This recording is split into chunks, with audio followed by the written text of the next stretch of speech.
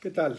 Aquí estamos con nuestra clase o sesión 390 y vamos a dar lectura al profeta Ageo. Tiene solamente 2 capítulos, así que hoy mismo leemos, hoy mismo terminamos profeta Ageo con sus 2 capítulos. Padre, bendito seas por siempre, en tu Hijo Jesucristo te glorificamos, te santificamos. Te amamos y te alabamos con la gracia del Espíritu Santo que nos has dado. Amén. Capítulo 1, Profeta Ageo. El año segundo del reinado de Darío, el día primero del sexto mes, el Señor dirigió la palabra por medio del profeta Ageo a Zorobabel, hijo de Sealtiel, gobernador de Judea, y a Josué, hijo de Josadac, sumo sacerdote. Así dice el Señor Todopoderoso: este pueblo anda diciendo que todavía no ha llegado el momento de reconstruir el templo. Y el Señor dirigió la palabra por medio del profeta Ageo: de modo que es tiempo de vivir en casas lujosas mientras el templo está en ruinas, pues ahora así dice el Señor Todopoderoso. Fíjense en su situación: siembran mucho pero cosechan poco, comen pero se quedan con hambre, beben pero siguen sedientos, se abrigan pero tienen frío, y el asalariado guarda su paga en saco roto. Así dice el Señor Todopoderoso. Fíjense en su situación: suban al monte, traigan maderos, construyan el templo, yo lo aceptaré y mostraré en él mi gloria, dice el Señor. Esperaban abundancia, resultó escasez. Lo que guardan en su casa, yo lo disperso de un soplo. ¿Por qué? Oráculo del Señor Todopoderoso. Porque mi casa está en ruinas, mientras ustedes disfrutan cada uno de su casa. Por eso el cielo ha retenido el rocío, y la tierra ha retenido la cosecha. Porque he llamado una sequía sobre la tierra y los montes, sobre el trigo, el vino, el aceite, sobre los productos del campo, sobre los hombres y ganados, sobre todos sus trabajos. Zorobabel, hijo de Sealtiel, y Josué, hijo de Josadac, sumo sacerdote, y el resto del pueblo obedecieron al Señor, porque el pueblo, al oír las palabras del profeta Ageo, tuvo miedo al Señor.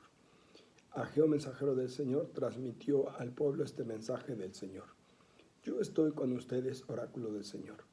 El Señor movió a Zorobabel, hijo de Sealtiel, gobernador de Judea, a Josué, hijo de Josadac, sumo sacerdote, y al resto del pueblo. Ellos fueron y emprendieron las obras del templo del Señor de los ejércitos, su Dios. Era el 24 del mes sexto. Capítulo 2 y último. El año segundo del reinado de Darío, el 21 del mes séptimo, el Señor dirigió la palabra por medio del profeta Ageo. Di a Zorobabel, hijo de Sealtiel, gobernador de Judea, y a Josué, hijo de Josadac, sumo sacerdote, y al resto del pueblo: ¿queda alguien entre ustedes que haya visto este templo en su esplendor primitivo? ¿Qué es lo que ven ahora? ¿No les parece que no existe? Pues ánimo, Zorobabel, oráculo del Señor; ánimo, Josué, hijo de Josadac, sumo sacerdote; ánimo, pueblo entero, oráculo del Señor, a la obra. Que yo estoy con ustedes, oráculo del Señor Todopoderoso, según el compromiso que pacté con ustedes cuando salieron de Egipto, y mi espíritu sigue entre ustedes, no teman. Y así dice el Señor Todopoderoso: dentro de muy poco yo agitaré el cielo y tierra, mares y corrientes. Haré temblar a todas las naciones, y vendrán las riquezas de todos los pueblos, y llenaré este templo de gloria, dice el Señor Todopoderoso. Mía es la plata, mío es el oro, oráculo del Señor Todopoderoso. La gloria de este segundo templo será mayor que la del primero, dice el Señor Todopoderoso. En este sitio daré la paz, oráculo del Señor Todopoderoso. El segundo año de Darío, el 24 del mes noveno, recibió el profeta Ageo esta palabra del Señor. Así dice el Señor Todopoderoso: consulta a los sacerdotes el caso siguiente. Si uno toca carne consagrada con los pliegues del vestido, y toca con ella pan o caldo, vino o aceite o cualquier alimento, quedan consagrados. Los sacerdotes respondieron que no. Ageo añadió: y si cualquiera de estas cosas toca a un cadáver, queda contaminada. Los sacerdotes respondieron que sí. Y Ageo replicó: lo mismo le pasa a este pueblo y nación respecto a mí. Todas las obras que me ofrecen están contaminadas. Ahora bien, fíjense en el pasado. Antes de construir el templo, ¿cómo les iba? El montón cuyo peso calculaban que pesaba 20, no pesaba más que 10. Calculaban sacar 50 toneladas de vino del lagar y sacaban 20. es que yo hería con gorgojo, pulgón y granizo sus trabajos.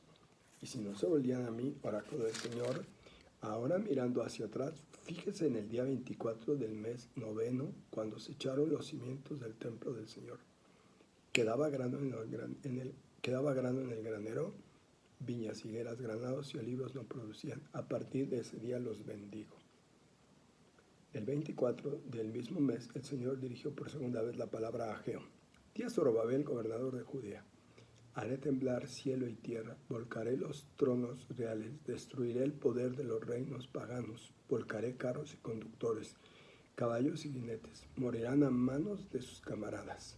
Aquel día, oráculo del Señor Todopoderoso, le tomaré. Zorobabel, hijo de Sealtiel, siervo mío, oráculo del Señor, te haré mi anillo de sellar, porque te he elegido, oráculo del Señor Todopoderoso. Palabra de Dios. Vamos a las notas de pie de página. Capítulo 1, versículo 1. Título del libro. Con el estilo de una crónica que se nos informa de la identidad escueta del profeta y los destinatarios del primer oráculo. Por lo demás, nada se sabe sobre Ageo. Hemos de suponer que se trata de un profeta cultual de Jerusalén. Versículos 2 al 15. Primer oráculo. Han pasado varios años desde que Ciro, rey persa, había firmado el edicto que autorizaba el regreso de los desterrados a sus lugares de origen. Los hebreos regresaron a Jerusalén acompañados por Zorobabel como gobernador y por Josué como sumo sacerdote. El ánimo y el espíritu inicial eran reconstruir tanto la ciudad como el templo. Sin embargo, aquel primer impulso se había perdido y la realidad con que se encuentran es muy diferente. Falta de medios, enfrentamiento y acusaciones mutuas entre los que han regresado y los que se han quedado. En fin, el letargo propio de una religión que había sido sacudida violentamente. La estrategia de Ageo es animar a todos los fieles y poner mano en la reconstrucción del templo como base principal para que Dios comience a cumplir sus promesas. 1. Mostrar su gloria, para dar sentido a una vida que se afana, mucho sin obtener apenas nada, viviendo en casas cubiertas mientras el templo se halla en ruinas. 2. Bendecir a la tierra y sus habitantes con abundancia de frutos hasta ahora ausentes por la carencia del templo y de la presencia de Dios. Los versículos 12 al 15 registran el efecto producido por la predicación del profeta. Pocos o casi ningún profeta pudo obtener este resultado tan inmediato de su predicación. Capítulo 2, versículos 1 al 9. Segundo oráculo. De nuevo, y a pesar de la noticia de que se habían emprendido las obras, el profeta apela a los dirigentes del pueblo para animarlos en la empresa de reconstruir. Hay una garantía por parte de Dios. Él, que los acompañó desde la salida de Egipto, aún está con ellos. No ha cambiado de parecer y sobre todo nunca lo han derrotado. Para muchos creyentes el Señor había sido derrotado y humillado por los babilonios. De ahí la explicación de Ageo. Él continúa ejerciendo su señorío universal que se podrá ver de modo patente cuando todos los pueblos vengan a Jerusalén a postrarse ante Dios, portando sus bienes y riquezas. El objetivo final es la paz que Dios otorga desde su lugar santo. Seguramente las obras no avanzaban al ritmo que el profeta quería. Nada de lo dicho se cumplía. Ante el desánimo, la negligencia y la apatía, el profeta arremete con otro oráculo. Todo está quedando impuro a causa del pueblo. Desde que iniciaron las obras había comenzado a operar la bendición, así que no hay que desanimarse. Capítulo 2, versículos 20 al final 23. Cuarto oráculo. Promesa dirigida expresamente a Zorobabel, descendiente davídico, sobre quien estaban puestas las esperanzas de restauración de la dinastía davídica y sobre todo de restablecer los principios de esperanzas mesiánicas. Los signos cósmicos de impacto universal preanuncian el avance seguro del Señor Todopoderoso, que tomará posesión de nuevo de su templo y gobernará a través de Zorobabel. Ahora bien, era precisamente eso lo que el Señor había prometido tantas veces por medio de sus profetas a su pueblo, a su resto fiel. En absoluto, tenemos que entender que los profetas son hombres limitados condicionados por su tiempo, su lugar y sus circunstancias, y que convencidos de estar anunciando o promoviendo la voluntad de Dios, muchas veces hicieron lo contrario. Como cualquiera de nosotros, ellos también tuvieron ambigüedades. Un par de ejemplos nos ayudan a comprender mejor. Samuel, juez profeta de los últimos tiempos de la época tribal, termina identificándose con la ideología monárquica cuando unge a Saúl. Después tiene el coraje de rectificar y destituye a Saúl, pero para ungir a David. Samuel actuaba con la mejor intención, buscaba lo mejor para el pueblo en sintonía con la voluntad del Señor, pero en estos hechos, en el fondo, estaba legitimando el nombre del Señor, un antiproyecto.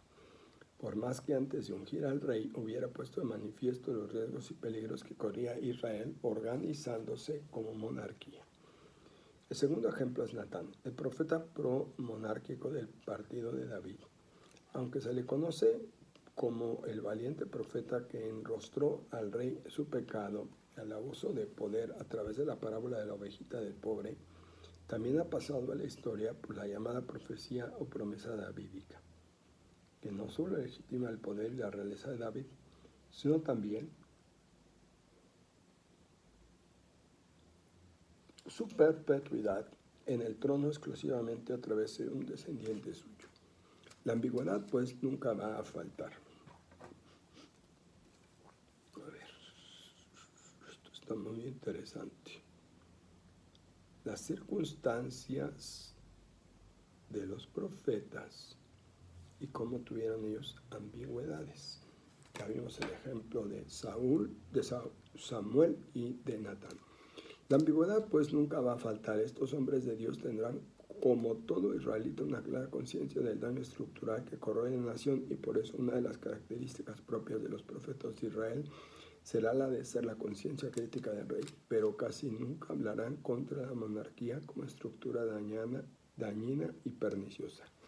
Soñaban con el ascenso al poder de un nuevo David, que no alcanzaban a soñar con la abolición completa de la estructura monárquica. Recordemos que nuestro profeta Ageo está ejerciendo su ministerio en una época en que ya no hay monarquía, pero en la que aún se piensa en el descendiente davídico, en su caso muy a la mano. Zorobabel, su presencia y parentesco con David mantienen viva la esperanza del restablecimiento de una monarquía corregida. Pero por el momento se hace más necesario la recuperación de la otra institución imprescindible para Israel, el templo. A ver, las instituciones son profetas, reyes y templo. Bien. Por más que la realidad vivida haga pensar en un Dios vencido,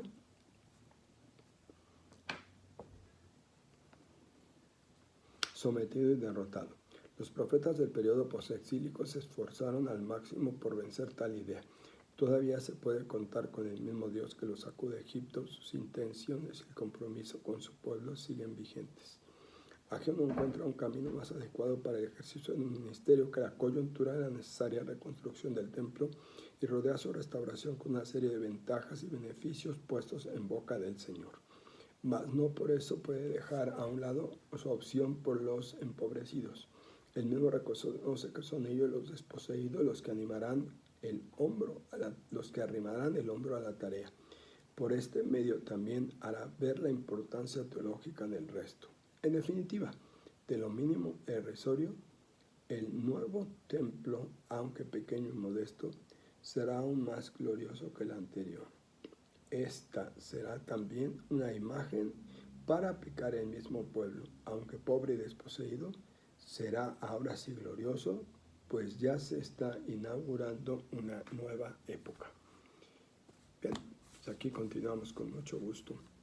Mañana vamos a dar lectura al profeta Zacarías. Vamos a ver cuántos capítulos tiene Zacarías, porque sí vamos a tardarnos un poquito más.